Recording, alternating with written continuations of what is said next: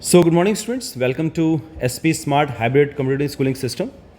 बेटा आज के वीडियो लेक्चर में हम लोगों ने आपके नीट के मॉक टेस्ट 8 का बॉटनी का सेक्शन बी डिस्कस करना है। So let's start. तो बेटा जो क्वेश्चन पूछा जा रहा है 136 क्वेश्चन है of the section B botany. Gemmae are multi cellular green structures buds for the vegetative propagation these are found in the gemma cups in. तो बच्चे ये किस में प्रेजेंट होता है? गैमा कप्स बच्चे प्रेजेंट होता है आप ब्रायोफाइट्स के अंदर, लीवर वॉट्स, राइट। तो इसका जो आंसर आ जाएगा लीवर वॉट्स के थैलस में होता है ना।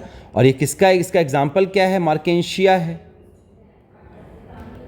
मार्केंशिया है। तो यहां पे आपका ऑप्शन 2 जो आ जाएगा marchantia thallus is the right answer. Next question is, in some plants a slender lateral branch arises from the base of the main axis and after growing aerially for some time arc towards to touch the ground. These plants are called as। तो बच्चे यहाँ पर जो है जो ये slender lateral branch जो होगा it is one of type of vegetative propagation। vegetative propagation करेंगे और इसको कहा जाता है बच्चे सक्कर, सक्कर फॉर्म करेगा। और ये सक्कर बच्चे किस में प्रेजेंट होता है? मिंट एंड जैस्मिन में प्रेजेंट होता है। तो option 2 is the right answer. Next देखिए, in dicot stem which of the following consist of simple permanent tissue such as parenchyma, collenchyma and sclerenchyma. तो बच्चे तीनों चीज़ें कहाँ पे प्रेजेंट होती हैं? ग्राउंड टिश्यू सिस्टम में प्रेजेंट होगा, है ना। क्योंकि वस्कुलर टिश्यू सिस्टम के अंदर जाइलम फ्लोएम प्रेजेंट होता है और एपिडर्मल टिश्यू सिस्टम जो होता है बच्चे क्यूटिकल एपिडर्मल हेयर उसको कॉन्स्टिट्यूट करता है। तो यहाँ पे ऑप्शन 2 जो है is the right answer. Next है, which one is correct about the bacterial cell envelope. तो बैक्टीरियल सेल एनवलप जो होता है बच्चे उसका जो the outermost cell wall followed by glycocalyx and then plasma membrane. तो बच्चे जो यहाँ पे जो होगा सबसे आउटर मोस्ट सेल वॉल जो होगा वो ग्लाइकोकैलिक्स का होगा। तो this statement is wrong. The outermost glycocalyx followed by plasma membrane and then cell wall, ये भी गलत है। The outermost glycocalyx followed by cell wall and then plasma membrane is the right answer. ठीक है, सबसे बाहर glycocalyx होगा, फिर सेल वॉल प्रेजेंट होगा एंड देन जो है बच्चे आपका प्लाज्मा मेम्ब्रेन प्रेजेंट होगा, है। So option 3 is the right answer.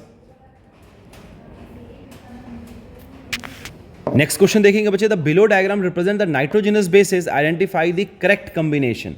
तो नाइट्रोजनस बेसिस में अगर आप ए देखो तो ए जो है बच्चे यहाँ पे ये एडेनाइन को शो कर रहा है एंड बी जो है बेटा ये किसका है? ये दिस इज यूरेसिल, यूरेसिल है।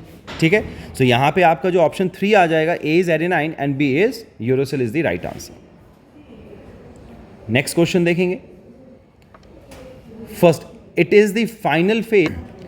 तो यहाँ पे बच्चे कुछ स्टेटमेंट दिया जा रहा है, कुछ कैरेक्टरिस्टिक्स दिया जा रहा है और बताना है आपको कि ये माइटोसिस या मियोसिस का कौन सा फेज होगा, है ना। तो it is the final phase of prophase 1। तो फाइनल फेज कौन सा होता है बच्चे? तो डाइकाइनेसिस होता है, डाइकाइनेसिस होता है। Termination of chiasmata occurs, yes diakinesis में होगा एंड फुली कंडेंस्ड क्रोमोसोम्स भी डाइकाइनेसिस में होंगे। स्पिंडल इज असेंबल्ड, डाइकाइनेसिस में होगा। Nucleolus and nuclear membrane breaks down.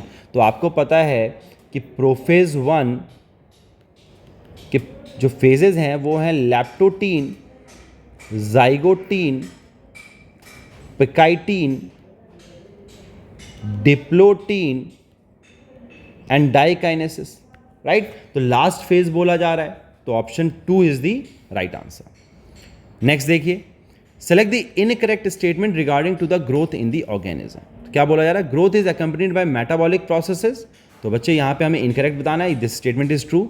No organism can retain the capacity for unlimited growth through out their life. बच्चे रख सकता है, ठीक है, अनलिमिटेड ग्रोथ भी हो सकती है।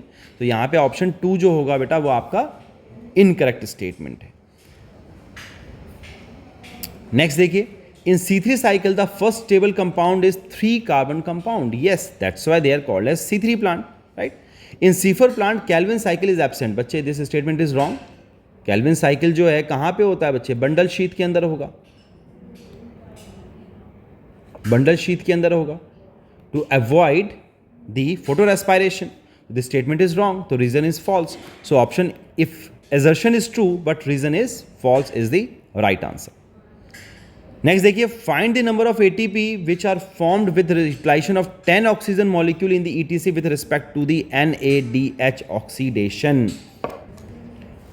तो बेटा आप लोगों को पता है इन इलेक्ट्रॉन ट्रांसपोर्ट सिस्टम जो टोटल एटीपी प्रोडक्शन है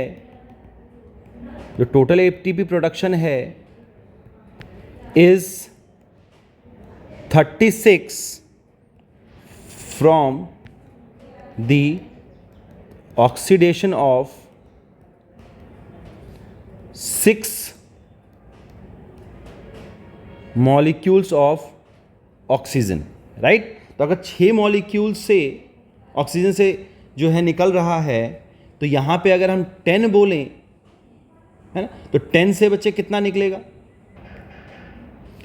तो बच्चे फिर एक 1 मॉलिक्यूल ऑफ ऑक्सीजन से कितना निकलेगा बच्चे? तो यहां से निकलेगा 6 एटीपी, राइट। 6 एटीपी निकलना है, तो यहां पर दिया जा रहा है 10 ऑक्सीजन, तो 10 ऑक्सीजन से कितना निकलेगा बच्चे? तो 60 निकलेगा। तो option 4 is the right answer. Next question देखेंगे बेटा। प्लांट ग्रोथ रेगुलेटर दिया गया, उसके फंक्शंस दिए गए हैं। तो अगर आप देखें तो साइटोकाइनिन क्या कराता है? साइटोकाइनिन बच्चे लेटरल शूट ग्रोथ कराता है, it overcome apical dominance. Apical dominance को ओवरकम करेगा। ऑक्सिन की बात करें तो ऑक्सिन जो है बच्चे फ्लावरिंग कराता है इन पाइनएप्पल। इथाइलिन की बात करें तो इथाइलिन जो है वो फ्लावरिंग कराएगा मैंगो के अंदर। और एबीए की बात करें तो ABA is responsible for seed dormancy, right. तो यहाँ पे आपका ऑप्शन 1 जो है is the right answer. Next question देखेंगे। From among the sets of term given below identify that those that are associated with the gynoecium. Gynoecium से क्या क्या रिलेटेड है? So stigma, ovule, embryo sac and placenta. Yes, all these are associated with the gynoecium. ठीक है बच्चे। यहाँ पे thalamus नहीं होगा, ठीक है। यहाँ पे टेप्टम नहीं है, इसके अंदर स्टेमन नहीं है, तो ये तीनों स्टेटमेंट तो गलत हैं।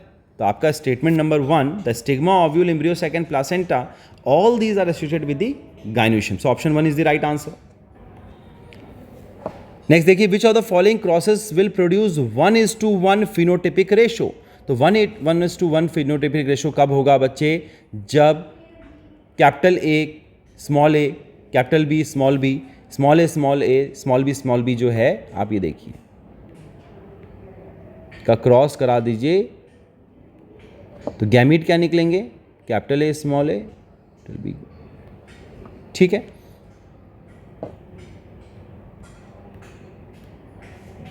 राइट, तो यहां पर जो है सो ऑप्शन नंबर 2 जो है इसका राइट आंसर आ जाएगा, ठीक है। नेक्स्ट है the process of transcription is terminated bye. तो टर्मिनेटेड होता है बच्चे रो फैक्टर से। सिग्मा फैक्टर जो है इनिशिएट करता है, ये इनिशिएट करेगा, राइट। एंडोन्यूक्लियस जो है वो किसी भी डीएनए को स्पेसिफिक पॉइंट से कट करता है, और लाइगेज जो है वो ज्वाइंट करता है दो डीएनए को as a DNA molecular adhesive. So option number 2 is the right answer. Next question देखेंगे। Read the following statement and select the correct option. Correct option पूछा जा रहा है। The separated DNA fragments can be visualized only after staining the DNA with the compound known as ethidium bromide. Yes, followed by exposure to the UV radiation. Yes, fluorescently, है ना, fluorescent होते हैं ethidium bromide जो कि UV light में दिखते हैं आपको। सो ऑप्शन, ये जो स्टेटमेंट 1 है is correct. The separated bands of DNA are cut out from the agarose gel and extracted from the gel piece. This step is called as elution. ये भी ठीक है, एल्यूशन कहते हैं इसको। तो यहाँ पे आपका ऑप्शन 1 जो है, both statement 1 and statement 2 are correct. Next देखिए, Gause's principle of competitive exclusion states that. तो बच्चे गॉस ने क्या बोला कि अगर 2 स्पीशीज अगर एक साथ सर्वाइव कर रही हैं, जो सुपीरियर होगा वो इन्फीरियर को एलिमिनेट कर देगा ड्यू टू कंपटीशन। तो यहाँ पे more abundant species will exclude the less abundant species through competition. तो मोर की बात नहीं है, सुपीरियर एंड इन्फीरियर की बात है। Competition for same resources exclude species having different food. तो बच्चे सेम फूड प्रेफरेंस, तभी कंपटीशन होगा, है ना। No two species can occupy the same niche, competes for the same limiting sources. Yes, वो बच्चे आपस में जो है compete करेंगे तो एक साथ नहीं रह सकते हैं, है ना. जो एक होगा, जो सुपीरियर होगा वो रह जाएगा, इन्फीरियर जो है इवेंचुअली एलिमिनेट हो जाएगा. So yes, this statement is the right statement. Option 3 is the right answer. तो बेटा this is all about the solutions for the section B of botany. I hope बेटा आप लोगों को ये सारे सॉल्यूशंस जो अच्छे से क्लियर हो गए होंगे. So God bless you all, take care, thank you.